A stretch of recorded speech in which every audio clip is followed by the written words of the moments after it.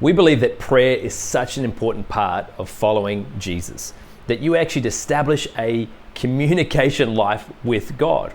Now, when you think about prayer, some people think, man, well, what do I say? How do I do it? It's actually quite simple. Prayer is simply talking to God. Like I'm talking to you right now, or like the way you would talk to a friend, talk to someone close in your life. That's what prayer should be like.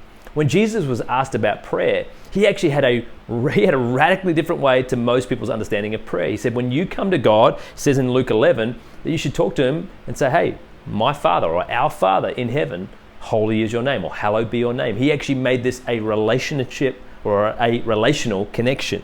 So we believe this, that persistent prayer is actually talking and connecting with your Heavenly Father, who also happens to be all loving, all knowing, and all powerful. This is why persistent prayer is so amazing, because your Heavenly Father, He's there. It actually, one translation says, when it says heavenly, it actually is not just, well, He's there and I'm here and I got, hey God, can you hear me? No, heavenly actually means my Father in the air. In other words, He is everywhere. He is in the air around me. He's in the air in my lungs. I cannot escape Him. My Father is everywhere. So when Jesus said you can talk to Him, man, He's there. He's not distant. He is close. But understand, when you do talk to Him, He's all loving, He's all knowing, and He's all powerful. So persistent prayer is basically coming to God knowing that He loves me, He loves you, but also He's all knowing. So to talk to Him about things that are happening in your life or are about to happen, or decisions that you're going to make. Say, God, what would you want me to do? Because I want to do it your way. A persistent prayer also acknowledges the fact that He is all powerful.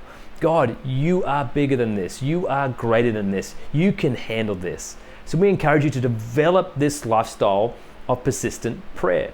Thinking, James, well, how do I do that? Is that carving out time in the morning? Sure, I'd highly recommend that every morning you start your day talking with your Heavenly Father. But guess what? It doesn't have to stay just at the beginning of the day. You can also include Him in every part of your day. On the way to that meeting, you can talk to God. On the way to that conversation you're going to have that's a little difficult, you can talk to God. On the way to work, you can just talk to God about the things in the day ahead. He is everywhere. He's all loving. He's all knowing. He's all powerful. So just talk to Him. And as you talk to Him, you'll find that your connection grows closer. In the same way you would talk with a friend or a family member or a loved one or a spouse, guess what? The more you talk, the closer you are becoming. And in the same way, the more you are talking with God, you're going to develop a closeness with your Heavenly Father. So don't do it inconsistently, do it persistently. Allow this to be a part of the practice of your life, that I'm going to continually talk to God.